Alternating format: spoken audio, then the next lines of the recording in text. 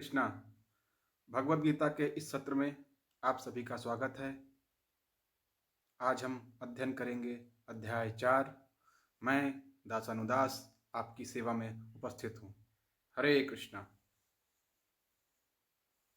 अध्याय 4, दिव्य ज्ञान।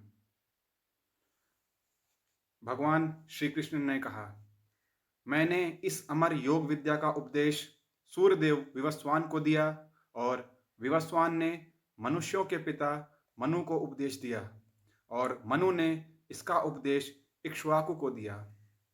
इस प्रकार यह परम विज्ञान गुरु परंपरा द्वारा प्राप्त किया गया और राजर्षियों ने इसी परंपरा से इसे समझा, किंतु कालक्रम में यह परंपरा छिन्न हो गई, अतः यह विज्ञान यथारूप में लुप्त हो गया लगता है।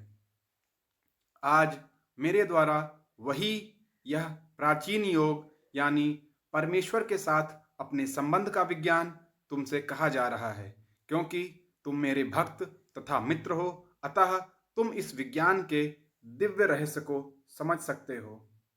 अर्जुन ने कहा, सूर्यदेव विवस्वान आपसे पहले हो चुके हैं, तो फिर मैं कैसे समझूं कि प्रारंभ में भी आपने उन्हें इस विद्या का उपदेश दिया था। श्री भगवान ने कहा, तुम्हारे तथा मेरे अनेकानेक जन्म हो चुके हैं, मुझे तो उन सब का स्मरण है, किंतु हे परंतप तुम्हें उनका स्मरण नहीं रह सकता है। यद्यपि मैं अजन्मा तथा अविनाशी हूँ और यद्यपि मैं समस्त जीवों का स्वामी हूँ, तो भी प्रत्येक युग में मैं अपने आदि दिव्य रूप में प्रकट होता हूँ। हे भरतवंशी, जब भी और जहाँ भी धर्म का पतन होता है और अधर्म की प्रधानता होने लगती है, तब मैं अवतार लेता हूँ। भक्तों का उद्धार करने, दुष्टों का विनाश करने तथा धर्म की फिर से स्थापना करने के लिए मैं हर युग में प्रकट होता हूँ। हे अर्जुन, जो मेरे आविर्भाव तथा कर्मों की दिव्य प्रगति को जानता है, वह इस शरीर को छोड़ने पर इस भौतिक संसार में पुनः जन्म नहीं लेता, अपितु मेरे सनातन धाम को प्राप्त होता है। आसक्ति, भय तथा क्रोध से मुक्त होकर, मुझ में पूर्णतया तन्मय होकर और मेरी शरण में आकर बहुत से व्यक्ति भूतकाल में मेरे ज्ञान से पवित्र हो चुके हैं।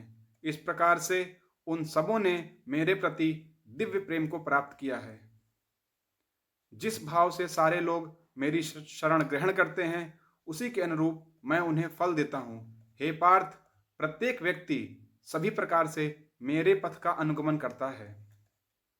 इस संसार में मनुष्य सकाम कर्मों में सिद्धि चाहते हैं, फलस्वरूप वे देवताओं की पूजा करते हैं। निसंदेह इस संसार में मनुष्यों को सकाम कर्म का फल शीघ्र प्राप्त होता है। प्रकृति के तीनों गुणों और उनसे संबद्ध कर्म के अनुसार मेरे द्वारा मानव समाज के 4 विभाग रचे गए। यद्यपि मैं इस व्यवस्था का सृष्टा हूँ, किंतु तुम यह जान लो कि मैं इतने पर भी अव्यय अकर्ता हूँ। मुझ पर किसी कर्म का प्रभाव नहीं पड़ता, ना ही मैं कर्म फल की कामना करता हूँ। जो मेरे संबंध में इस सत्य को जानता है, वह कभी भी कर्मों के पाश में नहीं बनता। प्राचीन काल में समस्त मुक्त आत्माओं ने मेरी दिव्य प्रकृति को जान करके ही कर्म किया, अतः तुम्हें चाहिए कि उनके पद चिन्हों का अनुसरण करते हुए अपने कर्तव्य का पालन करो। कर्म क्या है और अकर्म क्या है, इसे निश्चित करने में बुद्धिमान व्यक्ति भी मोहग्रस्त हो जाते हैं। अतएव मैं तुमको बताऊंगा कि कर्म क्या है, जिसे जानकर तुम सारे अशुभ से मुक्त हो सकोगे। कर्म की बारीकियों को समझना अत्यंत कठिन है, अतः मनुष्य को चाहिए कि वह यह ठीक से जाने कि कर्म क्या है, विकर्म क्या है और अकर्म क्या है। जो मनुष्य कर्म में अकर्म और अकर्म में कर्म देखता है, वह सभी मनुष्यों में बुद्धिमान है और सब प्रकार के कर्मों में प्रवृत्त रहकर भी दिव्य स्थिति में रहता है। जिस व्यक्ति का प्रत्येक प्रयास इंद्रिय तृप्ति की कामना से रहित होता है, उसे पूर्ण ज्ञानी समझा जाता है।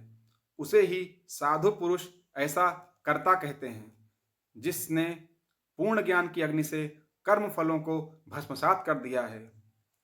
अपने कर्म फलों की सारी आसक्तियों को त्याग कर सदैव संतुष्ट तथा स्वतंत्र रहकर वह सभी प्रकार के कार्यों में व्यस्त रहकर भी कोई सकाम कर्म नहीं करता।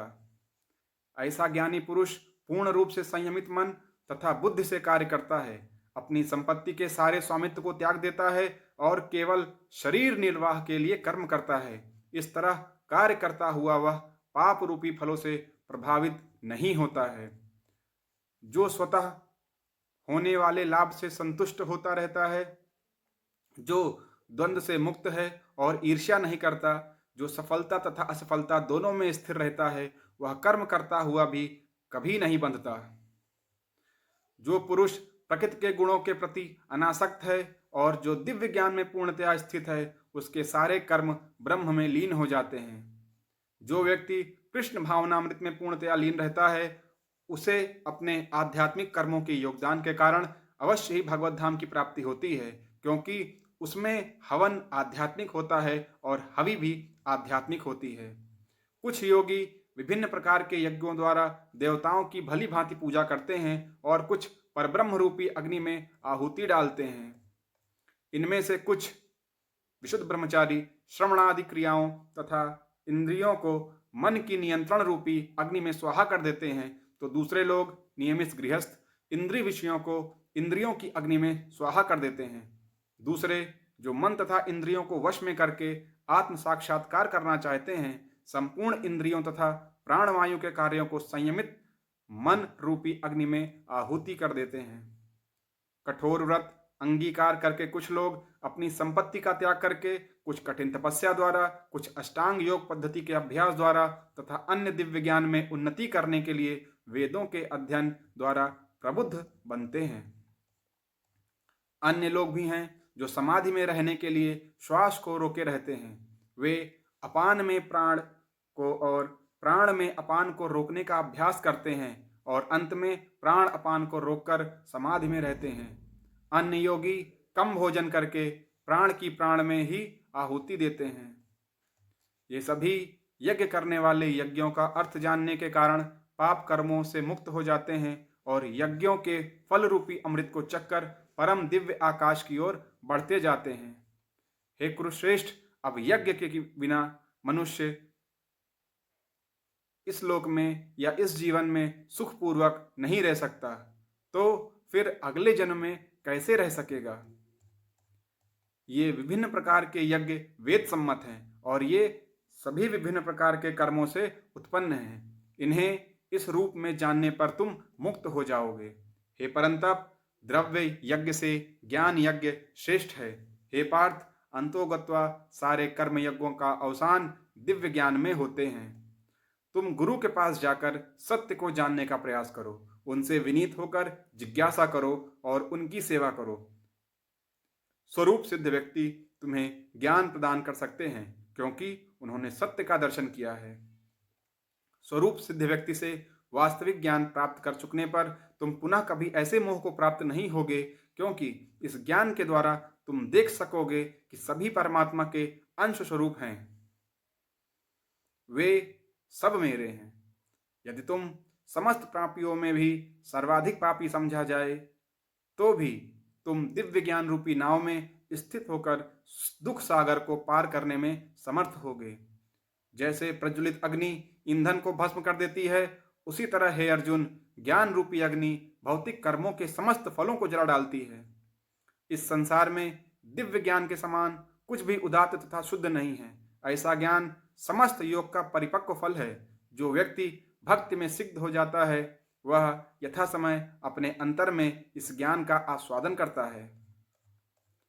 जो श्रद्धालु दिव्य ज्ञान में समर्पित हैं और जिसने इंद्रियों को वश में कर लिया है, वह इस ज्ञान को प्राप्त करने का अधिकारी है और इसे प्राप्त करते ही वह तुरंत आध्यात्मिक शांति को प्राप्त होता है।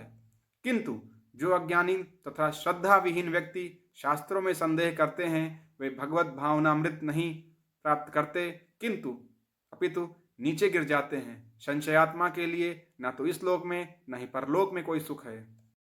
जो व्यक्ति अपने कर्म फलों का परित्याग करते हुए भक्ति करता है और जिसके संशय दिव्य ज्ञान द्वारा विनष्ट हो चुके होते हैं, वही वास्तव में आत्मपरायण है।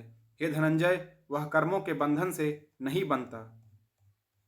अतएव तुम्हारे हृदय में अज्ञान के कारण जो संशय उठे हैं उन्हें ज्ञान रूपी शस्त्र से काट डालो। हे भारत, तुम योग से समन्वित होकर खड़े हो और युद्ध करो। अध्याय 4 समाप्त। अगले सत्र में हम अध्याय 5 का अध्ययन करेंगे। हरे कृष्ण।